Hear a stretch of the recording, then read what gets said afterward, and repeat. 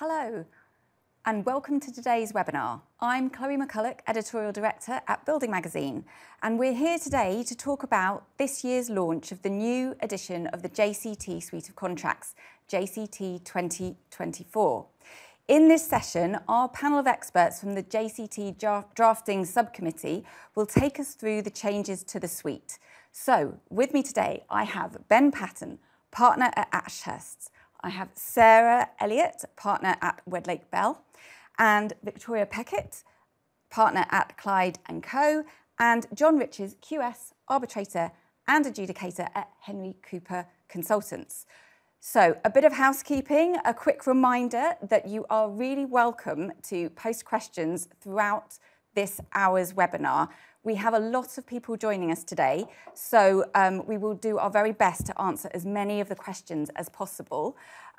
Also a reminder that this webinar is being recorded, so it will be available on demand once we have finished today, and the slides are downloadable. So I think that is probably all from me. I'm going to hand over to Victoria first to explain how today's session is going to be structured. Thanks very much, Chloe, and glad you're all able to join us today. So just a quick explanation of our running order for today. Ben's going to start off by talking about changes introduced into the suite to deal with changes in law. Sarah's going to follow by talking about changes relating loosely to the theme of ESG. I've got a smorgasbord of changes to talk about, broadly around the theme of modernisation and streamlining. And then John's going to conclude with an introduction to the target cost contract suite, which is going to be introduced later in the year. Before we kick off, just a couple of words about how we're tackling this. Some of you will probably be aware that the Design and Build suite was published a couple of weeks ago now. And so in this session, when we use clause references, it'll be to the clause references in the Design and Build suite. Also, just a quick note to let you know that the minor work suite is due to be published in the next couple of weeks, on the 15th of May, I think. So that's just an explanation that the Design and Build suite is already out there. And when we're using contract clause numbers, that's from the Design and Build suite. So without further ado, I'm going to hand over to Ben to talk about changes in law. Thank you, Victoria. Welcome, everybody. So I'm going to look at the three areas where the new JCT 2024 suite has been updated to reflect changes in law. And you can see that the changes arising that I want to mention today and focus on in the main are on the slide. The first of these, and arguably most important and interesting, is relating to changes arising from the new Building Safety Act 2022 regime. As many of you will know, the building safety regime in England has been somewhat overhauled since the tragic events of the Grenfell fire in 2017 and culminated in the Building Safety Act 2022 and obviously the related secondary legislation. Now, the Building Safety Act changes that are reflected in the JCT 2024 contracts were implemented through a piece of secondary legislation called the Building Regulations, etc. Amendment England Regulations 2023. And they in turn inserted a new Part 2A into the Building Regulations 2010. Now, this is why the JCT has called the new provisions the Part 2A provisions. Now, Part 2A of the regulations contain what the sector refers to as the duty holder regime. In other words, it relates to the provisions of the new building safety regime, whereby those involved in the design and the construction of a building take on duties and accountability in respect of compliance with building regulations and the safety of the building.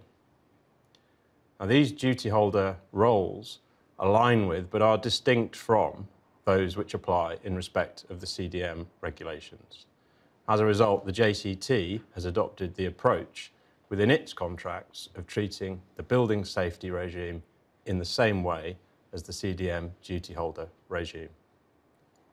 It is worth mentioning, though, that the new contracts do not include additional provisions that may be considered as necessary in respect of higher risk building work. In general terms, this is work to buildings of at least 18 metres in height or at least 7 storeys, and where there are residential units, and this includes care homes and hospitals. The JCT directs parties to the JCT website and the Design and Build Contract Guide if building work is higher risk. Now, the rationale for this is that the higher risk buildings are just one type of many projects for which the JCT contracts may and hopefully will be used, and therefore including those specific provisions would not be appropriate in a more generic and widely available contract. So where does the JCT 2024 address the new regime? Well, the approach that's been taken is light touch, and this is because the legislation falls within the definition of statutory requirements in the JCT suite as a whole. Now, because the JCT suite of contracts requires the contractor to carry out the works in compliance with statutory requirements, the JCT has taken the view that for the most part it is not strictly necessary to pick out and refer to particular parts of the new regime. However, some amendments have been made in respect of the specifics of the duty holder regime. Again, that's aligning with the previous approach the JCT took to CDM.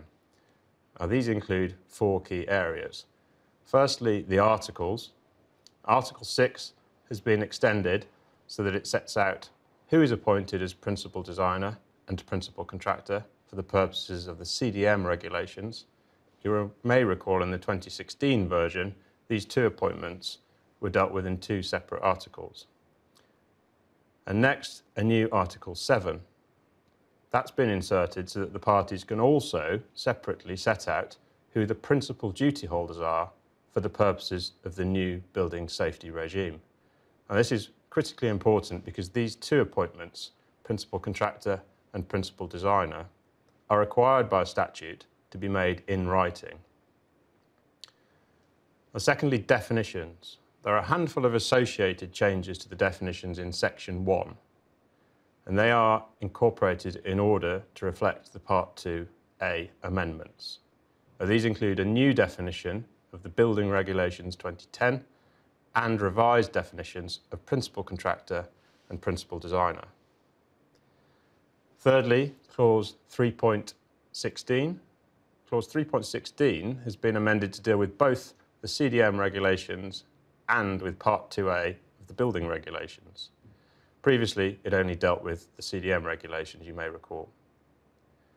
Now, this requires the contractor to fulfil its duty holder roles in accordance with the Part 2A requirements, including, importantly, the competency requirements. And fourthly, there are other amendments that have been made.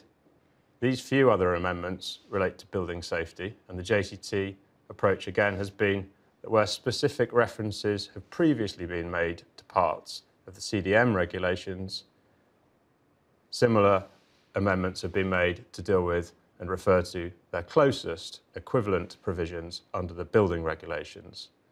And they've been added where appropriate, for example, Clause 2.7, the contract documents, and there is an obligation here on the employer to provide the contractor with certain pre-construction information relating to CDM regulations. And this has been extended to include building information relating to safety to reflect a statutory obligation on the employer under Part 2A of the building regulations. The second area that I wanted to cover today to highlight the legislative changes in the new JCT 2024 suite relates to revisions to the Section 8 termination and accounting and payment provisions to provide expressly for the payment and payment-related notice requirements of the Construction Act. It is worth mentioning, however, that there are no changes to the principles for calculating the amounts due. The revisions to the section include the introduction of a new defined term, termination payment, and there are 3 main areas of amendment. Firstly, there are mostly minor adjustments to the termination in accounting provisions in Clause 8.7 and 8.8, termination by the employer, and Clause 8.12, consequences of termination by the contractor, etc. Secondly, the due date for termination payment is defined in each of the clauses 8.7, 8.8 and 8.12. Now this definition is different in each case because the grounds for termination and consequences differ. Thirdly, there is a new subsection 8.13 to deal with the final date for payment of the termination payment. This is 14 days from the due date. The section also deals with termination payment notices and a pay less notice. These provisions should be straightforward to administer, with the only cross-reference to the payment-related notice provisions in Section 4 being to detailed provisions regarding pay less notices in Clause 4.10.1. Now, the last significant change in the 2024 contracts I wanted to highlight today covers and relates to insolvency. The definition of insolvency has been updated at Clause 8.1.4 for the Corporate Insolvency and Governance Act 2020, CIGA. And 2 new company insolvency tests have been included.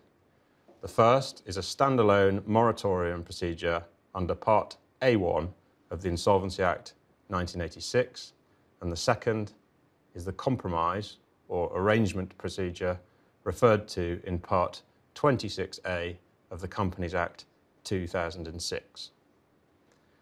Okay, well, that covers the key points I wanted to cover on changes in law in the new JCT 2024 suite. And I'm now going to hand over to Sarah to talk about future-proofing. Thank you, Ben. The good news for users in relation to the future-proofing provisions are that there are no significant amendments to the drafting to get to grips with. Instead, the changes have been made to place much greater emphasis and importance on existing drafting and to bring the contracts in line with industry focus on collaborative working and environmental and sustainable considerations. I will touch briefly on the construction playbook and the impact that has had on JCT's thought process, and I will then run through the 3 key changes. So looking first at the playbook, this was published in 2020 and updated in 2022, initially to support the industry's recovery from COVID, but also to reform the industry and enable it to build better, faster, greener, safer in the future. And the playbook contains 14 key policies which drive change throughout the construction process. Alongside those key policies are 2 themes which run throughout, encouraging collaboration at all levels of the supply chain and putting more of a focus on sustainability. The playbook, of course, was created principally for the public sector, and government bodies and arm-length bodies have to comply either by explaining why they're not or complying, and the rest of the public sector is encouraged to comply. But it also represents best practice to the extent that it is applicable to the private sector. And in 2022, the Construction Productivity Task Force published a separate playbook intended for the private sector, which does echo many of the themes in the government playbook. In considering the 2024 update, JCT conducted a thorough review of the playbook to ascertain what adjustments might need to be made to ensure that it was complying with those relevant themes. Happily, the result of that review was that the 2016 forms did actually comply, and of course JCT is mentioned as a recognised suite within the playbook, but it was felt that some improvements could be made by giving much more emphasis to 3 supplemental provisions, and those are the ones that you will see on the slide, relating to collaborative working, sustainable development and environmental considerations, and notification and negotiation of disputes. As you will know, those supplemental provisions previously appeared in schedules to the contracts, and parties could opt in or out of them by way of entries in the contract particulars. But in the 2024 suite, all of these clauses are now mandatory and they have been moved into the main body of the contracts. I will speak about each one briefly, referring to its old and new location in the design and build contract, but the principles I talk about will apply equally across the whole of the suite. So taking collaborative working first, this was previously supplemental provision number 5. The wording hasn't changed at all, but it now appears at Article 3, so right at the beginning of the contract, to give it much more prominence and importance. 2 key elements to the article, of course. Number 1 is the working cooperatively, collaboratively, in good faith, in a spirit of trust and respect. But secondly, to support collaborative behaviour and to address non-collaborative behaviour. The question here, as the clause is now going to be mandatory, is probably how are the courts going to interpret this? And courts are giving increasing recognition to good faith provisions in the context of wider breach of contract claims. And quite helpfully in 2022, the Court of Appeal explained that good faith could be seen as a duty to act honestly, and probably it would prohibit conduct that reasonable and honest people would consider as commercially unacceptable. So JCT's intention here is that the article will support the contract conditions by putting collaboration at the forefront of the parties' minds and encouraging them to call out non-collaborative behaviour as and when it arises. This chimes, of course, not only with the playbook, but also the recommendations of Dame Judith Hackett, the Building Safety Act, its regulations and the related guidance. Turning next to the supplemental provision relating to sustainable development and environmental considerations, this previously appeared at supplemental provision 8, but it has now been moved into the contract conditions at clause 2. There have been some minor amendments to this provision, and you'll see those in red on the slide, principally to refer specifically to sustainability and to a reduction in environmental impact, and to confirm that this is not intended to change the contractor's responsibility for design. Quite a bit of consideration was given as to whether more specific and detailed provisions relating to sustainability and the environment ought to be included in the conditions. But the conclusion that JCT came to was that actually these issues commonly are dealt with at the pre-construction stage rather than when the works are being carried out. So the view that has been taken is that it is better to put the additional wording, if you require it, into your pre-construction services agreement if you're using one. I appreciate you haven't yet seen the new pre-construction services agreement, but when it is published, you will see that in there are some guidance notes to enable the parties to consider whether to add additional wording there. And there is model drafting, which will require the contractor to assist the employer and the project team in exploring ways to improve environmental performance and impact and the sustainability of design in relation to things such as reduction in waste and CO2 emissions, materials from non-renewable sources, and improving water and energy conservation. Of course, information can also be added in your contract documents if you are not using a PCSA, but the purpose of the location of the new provision is really to acknowledge that contractors and the supply chain may still want to make further suggestions once works are in progress. And lastly, moving to notification and negotiation of disputes, previously supplemental provision number 10 now has been moved into clause 9 in relation to general dispute provisions.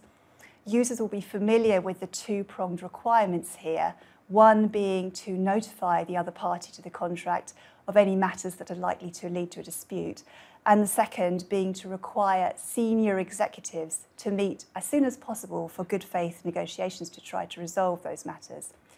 This is now the first step in the escalation of a dispute, and you'll see that we have retained the reference to Article 8 to acknowledge that this does not cut across parties' right to adjudicate, But of course, that doesn't preclude parties from agreeing to pursue this form of dispute resolution prior to moving to adjudication. One of the key points to note here is that the executives for each party do need to be inserted into the contract particulars, and parties will need to consider who is likely to be best to fulfil those roles, not necessarily those that are most closely linked to the project. Perhaps someone not so directly involved will be able to give a more objective and high-level view. It's also worth noting here that this clause has not been expressed as a condition precedent to formal dispute resolution, but that does not mean that a court or arbitrator would not try to enforce it. And in appropriate circumstances, a court may well pause proceedings or alternatively require an uncooperative party to pay additional costs if the parties have not tried to pursue this alternative dispute resolution first. As the clause is now mandatory in every single JCT contract, parties will be best advised to engage in those negotiations. At the very least, it will avoid the court sanctions I've just mentioned, but hopefully it will help to resolve those issues at an early stage. And by providing that mandatory dispute resolution mechanism with an emphasis on problem solving and progress and opportunities for improvement rather than blame, JCT is ensuring that the contracts align with the overarching theme of collaboration in the Playbook and the Building Safety Act. Thank you. I will now pass to Victoria. Thank you, Sarah. So you'll recall me mentioning at the beginning that my slot is the smorgasbord of amendments relating to the general theme of modernising and streamlining JCT provisions. In this session, I'm going to throw out a number of clause references that relate to the JCT DB suite, so that when you pick up your JCT DB contract, you'll be able to go to those clauses and see the detail of the drafting of the provisions in question. It is a smorgasbord, so I've tried to group the amendments into 3 or 4 main areas.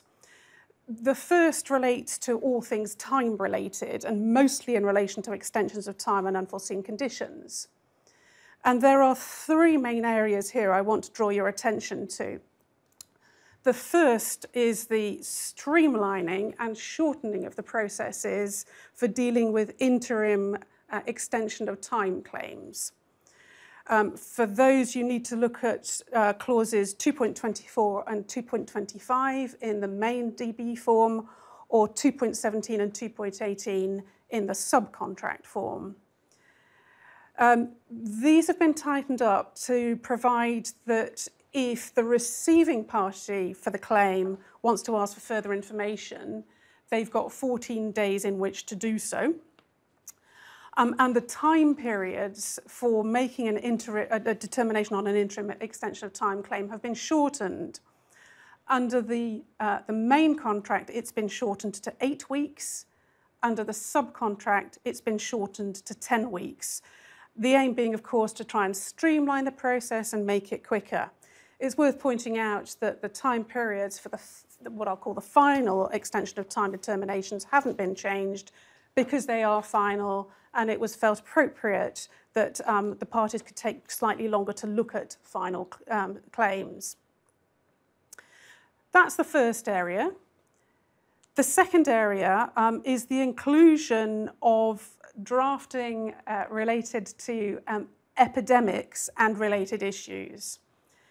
So the first place to look there is in the relevant event lists. You'll be familiar with that list, I'm sure. 2.26 in the main contract and 2.19 in the subcontract. The first new relevant event that's been included is the epidemics. Of course, the genesis for this was COVID, but of course also JCT recognised that unfortunately other epidemics may arise, so drafting shouldn't be limited to COVID. And it was also felt that market practice was now, rather than parties relying on the generic force majeure provisions and trying to shoehorn epidemics within that, parties were increasingly having specific drafting related to epidemics. And so JCT's reflected that by including a specific epidemic provision in there. You'll need to look at the detail of the drafting to see its impact, but broadly, any epidemic which affects the carrying out of the works by limiting access to labour and materials may be a relevant event. The consequence of that is that the epidemic grant has also been included in the neutral termination events in Clause 8. And you'll also see that there's the option for the parties to say that epidemics may also be a relevant matter as well. The drafting has been included in the list of relevant matters, and if the parties want to incorporate that, they have to make the appropriate entry in the relevant contract particulars entry. Related to that is an expanded relevant event relating to change in law. So you'll, I'm sure, recall that there always used to be a ground for extension of time being exercise of statutory powers after the base date. That's been kept, but expanded to include change in law and also the issue of guidance by the CLC, and that is now a new relevant event. Again, like epidemics, it's also been included as a neutral termination event, and it's an optional relevant matter which the parties can implement if they wish to do so by completing the relevant contract particulars entry. So that's the second area relating to time I wanted to touch on, those new relevant events plus the optional relevant matters and the impact on neutral termination events. We also looked at unforeseen conditions and what, if anything, we should do to update JCT in that respect. And again, I'm sure you'll all be familiar with the drafting that was already in the JCT contracts dealing with antiquities, broadly clause 3.15 in the main contract and 319 in the subcontract. That's been extended, so there are new provisions dealing with UXO, contaminated materials and asbestos. The duties are to report the discovery of anything along those lines, and to leave it as undisturbed as you can, and then to comply with any instructions issued in relation to such discovery. As well as that, there are knock-on impacts to the relevant matters and relevant events, which previously just dealt with antiquities, and now, of course, go on to deal with those further unforeseen conditions, UXOs, contaminated materials, and asbestos. The final thing to mention in relation to time is it's worth looking at clause 2.29.5 in the main contract that relates to liquidated damages. Some of you may recall the Supreme Court decision in Triple Point that looked at when liquidated damages apply and when they don't. Express drafting has been included in 2.29.5 that effectively reflects the Supreme Court's decision such that LDs will be applicable up to the date of termination, and otherwise the parties will be relying on their right to general damages. So that's a bit of a whistle-stop tour on all things time-related. The next bucket of items to cover in relation to modernisation and streamlining is liabilities. And again, in time-honoured traditions, I've got 3 items to cover here. The first is the drafting in relation to the standard of care in relation to design. So in that context, you'll be looking at clause 2.17 in the main contract or 2.13 in the subcontract. The wording as to the standard of care for design has been updated to reflect the formulation that is quite often adopted by parties in any event. So it's essentially the standard of skill and care to be expected of an architect or other equivalent designer experienced in works of a similar complexity to the works in question. So that's been included. The drafting also now includes an express exclusion of any fitness for purpose obligations in relation to design to the extent permitted by law. So that's the first update in relation to liabilities. The second relates specifically to the subcontract conditions and to clause 2.5.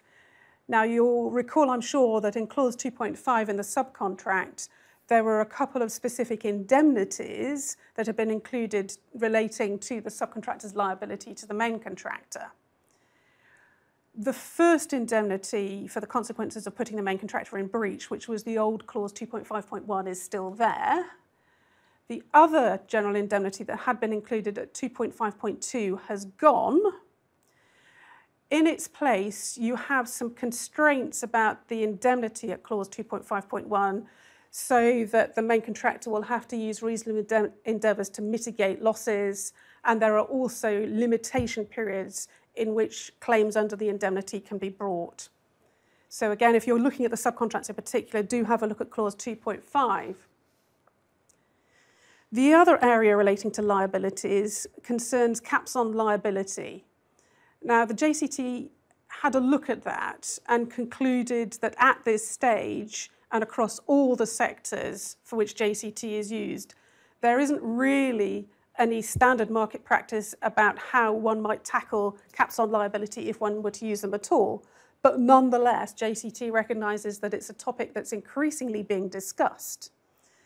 Therefore, if you look at the guidance notes for both the main contract and the subcontract, you will find it's paragraph 34 in the guidance notes for the main contract and 92 for the subcontract. You will find some guidance notes about caps on liability, but also, importantly, a suggested draft clause that you could use for an overall cap on liability if the parties agree that it's a good idea for their particular project and contract.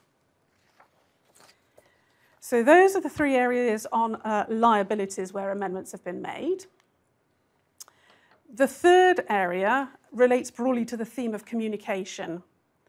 The first important point to note is when you pick up your contracts, you'll see that all the language has been changed, so it's now gender neutral. That's throughout all the contracts, throughout all the drafting. You'll also see when you look at the communications clause, which is clause essentially 1.7.3 and 1.7.4, both at main contract and subcontract level, that there is increased facility for using electronic notifications.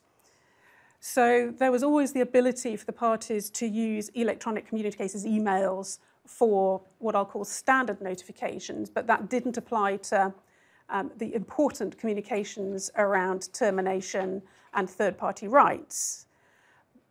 The special notices for termination and third-party rights have now been amended so that you can use email service for those particular communications as well. To do so, you'll need to use special email addresses set out in the contract particulars, but hopefully that will make that easier for parties to serve those notices in today's world. It's also worth noting that, if you look at the notes on attestation, JCT's added a note to acknowledge that electronic execution is increasingly used and is a recognised method of execution as well. That was my best effort at trying to group things into themes, but there's a rag bag of other ones as well that I should probably quickly draw your attention to before handing over to John. Firstly, the fluctuation provisions are now all online rather than being in the printed copies. We've included an easier ability for the parties to choose then the nominating body for arbitrators and adjudicators. You need to look at the contra particulars for Section 9 in that respect. And there are a variety of other amendments, for example, around insurance, changes to the contra particulars entries for professional indemnity insurance, an adjustment to how you deal with reinstatement works under Option A set out in Clause 6.13, and adjustments relating to automatic termination of subcontracts if the main contracts are terminated. So I hope that's a useful guide to some of the more general amendments around modernising and streamlining with those buckets. But I'm now going to hand over to John to talk about Target Cost Contract Suite. Thank you, Victoria. This is our surprise package for everybody, a little present this is the first time we've introduced target cost into our suites of contracts. I'm reliably informed this is the final cover I'll put on there in this wonderful shade of pink. Why have we done this? The first point is we listen to users, and there's been a demand from users. Member groups wanted target costs that followed familiar and simple territory. We even had a large law firm saying if you produce a target contract, we would use it. I haven't seen the order yet, but I'm hoping it'll come through. As we revised all of the suites for 2024, this was an ideal opportunity to slot something in new, and there is no doubt that target cost follows the drafting of all of the other contracts in the suites. And it's the same way we updated project bank account documentation for 2016 suites. That was demand driven, and that's now been issued as part of the 2024 suite. And our aim was to provide a familiar and therefore simple step into the world of target cost. So how do we do it? We've got a main contract, and the main contract is based on design and build, and the cost element is taken from similar to, but not exactly the same as prime cost. We've got target cost subcontract for those who want to subcontract on a target cost basis. That's encouraged, but not mandatory.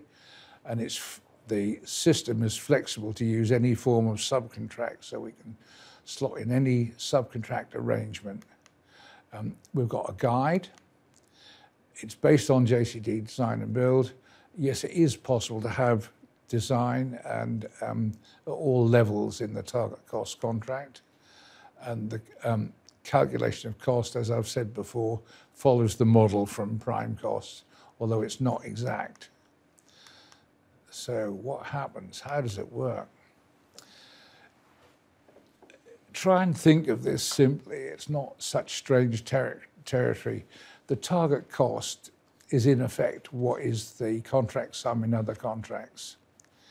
It's adjusted in the traditional way, so if there are changes, they're dealt with in the same way that the D&B form deals with changes.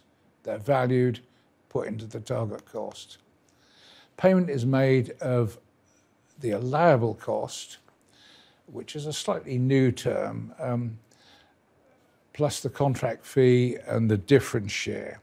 So there's pain gain sharing. It's an odd thing to talk about when you're using something which is supposed to de-risk things, where you talk about pain as well as gain. So let's hope there's not much pain. The difference is the amount determined by deducting the allowable cost plus the contract fee from the target cost. And that gives us the difference share. And it's then distributed in proportions that the parties choose in the contract particulars. So as the meerkats would say, it's simples, folks. Thank you. Back to Chloe. Wonderful. Okay, so we have had a lot of questions coming in. I think probably a fairly basic one that we want to start with is, when's the schedule for all of these changes? Victoria, we've got some questions coming in about, affecting other parts of the contract suite. Is that something you can respond to? Thanks, Chloe. Yes, absolutely. So the Design and Build suite is out already. That was published on the 17th of April. And as I mentioned in passing right at the beginning, the minor works suite is the next suite out, and that's due out, I think, on the 15th of May. And there'll be a rolling issue of the suite going on for the rest of the year. As everyone will appreciate, there's quite a few contracts to issue out there, so it's going to be a rolling suite throughout the year. Okay, so watch this space. There will be more announcements. Okay, we have a question from Robert, which is, as the client must appoint a principal designer, can the D&B contractor subcontract the role to the principal designer, both organisation and individual? And is this the case? If this is the case, then how is this captured in the articles? Is that something one of the panel would like to take on? Do you want to start with that, Ben? Yeah, sure. Thank you. I think the ethos that we've touched on earlier in the talk today about the approach that the JCT has taken has been very much to mirror the approach of the CDM regulations, and as part of what I said earlier, we've touched on how you document the appointment and where you set out the principal designer and principal contractor and how you differentiate the two critically important appointments within the JCT suite so that they're allocated and apportioned. I think the entire scope of the BSA and how you may look to incorporate that and how you may look to operate the nuances about who can do what beyond the ambit of the guidance and beyond the ambit of the contract. But what we've done is make it very user-friendly, and we've streamlined it so that we can allocate those appointments in writing that need to be made. And as I said, if you look at the guidance note as well as the website, the guidance note at paragraph 82 and 83 is very helpful in terms of those specific appointments and who's doing what. So I would direct parties to those when you see those documents. Obviously you've heard a lot from me about the JCT amendments to the Building Safety Act. I don't know if my fellow panellists have anything to add to anything on a generic sense. No, I don't think so. I think that's the point, which is it's the same approach to CDM, really. So to the extent that your CDM roles could be subcontracted, and the JCT effectively permits that, you can take the same approach for BSA, provided you're satisfied, of course, with competence and resource. Right. So sticking with safety, there's another question. So where the contractor has responsibility for design, will the new suite place responsibility for submitting applications to the building safety regulator with the contractor? Is that? Shall I start with that rather than lumping it again with Ben and then everyone else chip in? So no specific changes made in that respect, and it's not a particularly easy one to answer on a generic basis, I'm afraid, because of course there are different applications that need to be made at different stages to the BSR, and what may be right for one particular sort of application may not be right for another. Of course, we haven't changed the provision about submitting notices as required under the statutory requirements, but that, in my mind, isn't necessarily the same thing as approvals. So it's probably something where the parties will need to think about it in each case and decide what's appropriate for each application and deal with it in the technical documents. I don't know whether anyone's got anything further to add on that. The approach generally is, as it's been in all of our design and build forms and our CDP as well, is generally you complete the design. So whatever stage you step in, you'll have to pick it up from there. So it's a question to which there's no start and no end, I'm sorry. Okay, we just need a whole other webinar and 3 more hours to discuss that point. Yeah. Well, again, we're still sticking with building regulations at this point. So does the JCT assume the employer in the JCT is always the client in the building regulations? How does Article 7 work when this is not the case? Okay. Ben, are you happy to pick that one up? Do you want to have a go? That's a big... Sarah, you can have a go if you want. Well, I'm not sure, actually. Okay, it might be that question might be a bit too specific. I suppose they're asking about the role of the client in relation to the building regulations, but I don't know if the JCT I mean, the assumption is absolutely that generally the employer will be some form of client. There may be other clients as well, and that's recognised under the relevant regulations. But it would seem strange to me that the employer was not at least a version of the client. Yes, yeah, okay. Maybe we haven't quite understood the motivation behind that question. Yeah. But, okay. Are these amendments now conditions precedent on timely submission of notices for loss and expense and extension of time? Do you want to... Sorry, John, do you want to take that? Simple answer, no. No, no. We can say no on that. We, having gone into print, we actually had a debate at the last drafting committee concerning the Scottish case, which suggested that certainly loss and expense was condition precedent.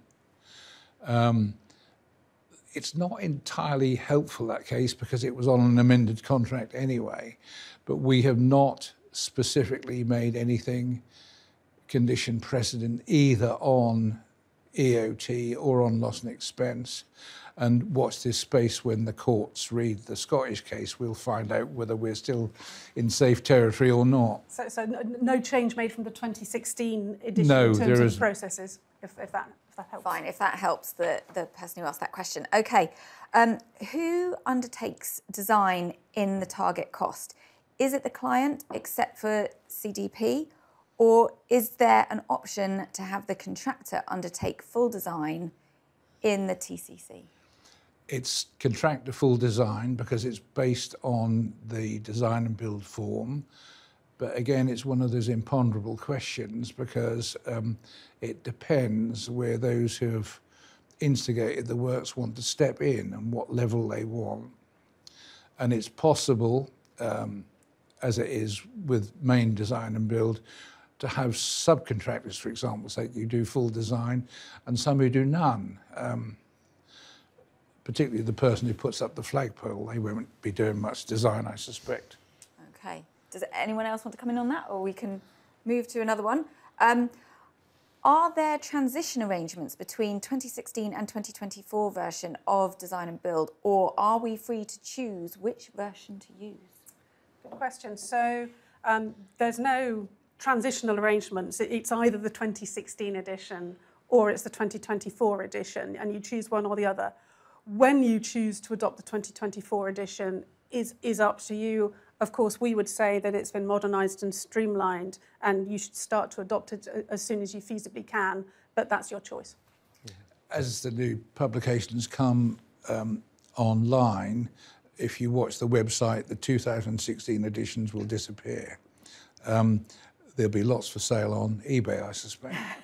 Okay, but not overnight. It will be a... No. It will. One will replace the other in terms of what we sell, but it's not mandatory to use the new ones immediately. If you've got copies of 2016, you can carry on. I'm still getting work on 2011. Would you believe? Okay. But of course, sorry, you go. Of course, using the new contracts will reduce the need for some of the amendments that may have been made in the 2016 editions to deal with changes in legislation that have been made since those editions were published. Yeah, I mean, it's a long time since 2016, yes. so I'm assuming a lot has happened. Ben, did you want to come in? Yeah, sorry, I agree with what Sarah said there. I think just in terms of, to John's point as well, the timing, I mean, there's a recognition by the JCT that there are tenders out there, that there are projects, that are getting up to speed, and similarly to the last suite, for the next sort of 12 months or thereabouts, that will be available to sort of, and then it will be phased out. I think, speaking from sort of practice and questions that I'm asked as well, it's when's it appropriate to use it? I think it becomes a question of why are you still using the old form if you're going out for a new tender and a new project, and at that point those new and fresh projects, I think the intention and the sort of the sort of best practice will be to use the new form, and particularly as Sarah said, some of the amendments that you would otherwise probably be seeking to make, whether you're a contractor or an employer, will already have been dealt with. It's an absolute that even if you use 2016, the legislation still applies. So you can't use 2016 to avoid legislation. So what we've done with 2024 is to help smooth the path into the new legislation. So it's a wise move to buy the new ones. Okay, you've been advised on that one. Okay, so how does the target cost contract differ from the target cost option contained within the JCT Constructing Excellence form of the contract? Is that something someone would like to say? I think it's fair to say it's similar. That's a cop-out. I don't think it is. It's similar because it's target cost, but of course exactly. Constructing Excellence is a very different form of contract to a traditional JCT one. So if you're familiar with that, great, and use it, and that's being updated as well. But the idea, I think I'm right in saying, John, is with the new target cost suite is it's for people who maybe are more familiar with DB forms and the traditional JCT forms to enable them to adopt target cost more easily. Yeah, it's nowhere near the same philosophy as Constructing Excellence, and it's much more thorough in the detail of how we deal with target cost and shares and actual cost. It's much more thorough and much more detailed. Because of that, it's easier to use. I would agree with what both John and Victoria have said on that point, and also back to John's earlier point. This is this is formed by the JCT having listened, and there's a demand for this. Therefore, a particular form of contract drafted as it is something that we've been told is out there and wanted. So Yeah.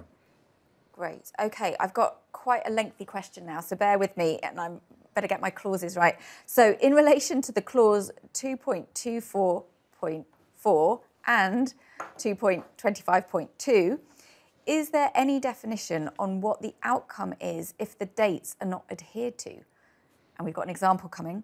If, for example, on receiving a notice of delay, the employer does not request further information within 14 days, what is the implication of that? Similar. Okay, let's stop there. That's quite a lot to get our heads around. Okay, so you have to read quite a lot of the detail on that clause, and it's probably best to go away and do that. But the idea is that we have a timeline set, and therefore the employer has, well, let's say it's under the main contract, the employer has the 14 days in which to request the further information. And then if it does so, the contractor then has to provide the further information requested in that time period. And then the 8 weeks period runs from the date of provision of that information. If the employer doesn't request any information in that 14-day period, the 8 weeks runs from expiry of that period, if that's not too complicated an answer. It's absolutely correct, of course. What we've done is, in looking at this overall, because we've shortened the periods, we've taken out all of the opportunities to perpetuate the periods, for want of expression. So we've, I'll call them sudden death provisions. We've got some sudden death provisions where you either put up or shut up, and that actually contains the periods overall. Okay, so I think it's hard to know what the motivation is behind the question, but they're saying what happens if the decision isn't made within the time frame. So it's deliberately done for that reason, so that you're sort of forcing the issue. Well, if there's an old case called Sindel and Solon, which dealt with people jumping the gun into disputes before the 12 weeks had expired. So if at the end of our 8 weeks, for example's sake, on the interim EOT, nothing happens, it's much clearer that there's a dispute at that point. So it will quicken up the point to argument as well as the actual decisions. So I think probably the answer to the final bit of the question is there's nothing express as to what happens at the expiry of the 8-week period, but you go to general law, and as John was saying, there's case law about effluxion of time possibly constituting or amounting to a dispute as well as a formal rejection. Okay. So I hope we've answered that question. It was quite a long one. So more general question then for the panel. Could you explain the JCT philosophy behind the approach adopted to the Building Safety Act related to the related changes? Sure, and at the risk of throwing another BSA-related question back to Ben. Happy to take that. I mean, the ethos is something I sort of alluded to earlier on, and the alignment with the CDM regulations, as well as I mentioned. Now, clearly, there's a lot in the Building Safety Act, and as I mentioned, the whole remit is not covered by the contract or the guidance note, nor is it sought to be. The JCT is aware that it has a very wide client base in terms of its contracts, and there are all manner of wonderful contracts and projects that are used. And what the JCT didn't want to do was to go down a very specific route of amendments to the suite of contracts that wouldn't apply to various projects. The HRBs I mentioned, for example, and obviously if you are in that world, then you need to think about the gateways and the golden thread. But that won't be specific to any and all contracts. So what the JCT has done in terms of ethos is a light touch approach, so that it's as widely user friendly and available to everybody out there in the contract suite. But critically, I mentioned statutory requirements point. A lot of it is covered by the way the JCT suite is put together, and the requirements on the contractor and on the employer in that respect. But what the JCT has done in terms of ethos is to pull out the specific and critical appointments that need to be made. We've talked about it in the questions and in the presentation as well around the duty holder regime, and those amendments were unanimously felt to be appropriate to make to the suite. I'll direct you again to the guide, which when it comes out is the updated guide is really useful actually, paragraphs 83 and 84 and associated provisions in terms of the explanation around the amendments for the Building Safety Act and those particular appointments that statute says you have to make in writing. And again, within clause 2, the analogous amendments to align with the approach to CDM to pull out specific points, particularly around competency. So I think duty holder regimes and competency were 2 areas that the JCT felt were appropriate, that would apply across all contracts. To John's point, not to be using the updated suite very shortly will mean that you are going to have to amend old contracts to provide for exactly what I've just said, because those things are required by law for all projects. So hopefully that gives a sort of flavour as to the overarching approach that the JCT has taken. I don't know whether anybody else had any further comment on that. One of our philosophies is that contracts have to comply with the law. It's that simple. So what we put into our suites is enough for the administration of some of those things, rather than repeating the whole law. So when you read one of our contracts, please don't say, well, that's all it says about the Building Safety Act. We can ignore the rest, because the rest is enormous, I'm afraid. And very important. Yes, absolutely. Okay. What was the rationale behind the decision to emphasise the 3 previously supplemental provisions by bringing them into the main contract document? Great. And I think, Sarah, that comes back to your theme, doesn't it? Yes, I suppose so. Yes, thank you. JCT's desire here was to make sure that these contracts were in line with key industry themes. And, in the 8 years since the last suite, we have had an awful lot of things that have happened. And picking up on the guidance from Dame Judith Hackett and her great emphasis on the changes that need to be made in the industry, and her view that there needs to be an awful lot of collaboration, much more collaboration all the way through the supply chain, as well as how that's been expressed in the construction playbook, as I mentioned earlier. The message that JCT is picking up on is that there's the desire to improve collaboration, and of course a key driver both at government and increasingly across all projects, people wanting to make better improvements in relation to environmental and sustainability provisions. So by pulling these supplemental provisions into the main contract rather than having them as optional, it means that they are at the forefront of the parties' minds, and it's hoped will encourage the industry to move forward in the way in which it is hoping to do so. Thank you. I think we've just got time for one last question, which is interested in the type of project that might commonly adopt a target cost approach, and whether JCT considers target cost to be a method of procurement that will be more widely adopted by the industry. John, that's well, got the your first name point on it. is, because we produced it, we hope it will be widely adopted, is one point. But probably the push for target cost was from public sector, both central government and local government. But what I hope is the marketplace will look at this, and it actually lowers some risk overall, believe it or not.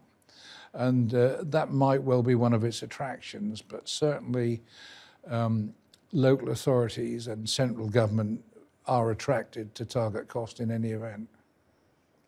Okay, I think we've covered target cost. Unless anyone else wants to come in, I think we are probably pretty much on the hour now. So that's all we've got time for. But I do want to say a huge thank you to Ben, Sarah, Victoria and John for their time today and for taking us through what is a lot of information. So just a reminder that if you have missed any of that, or you think any colleagues would benefit, it will all be available on demand, and also the slides will be available to download. So I know that there are some really useful details on those slides.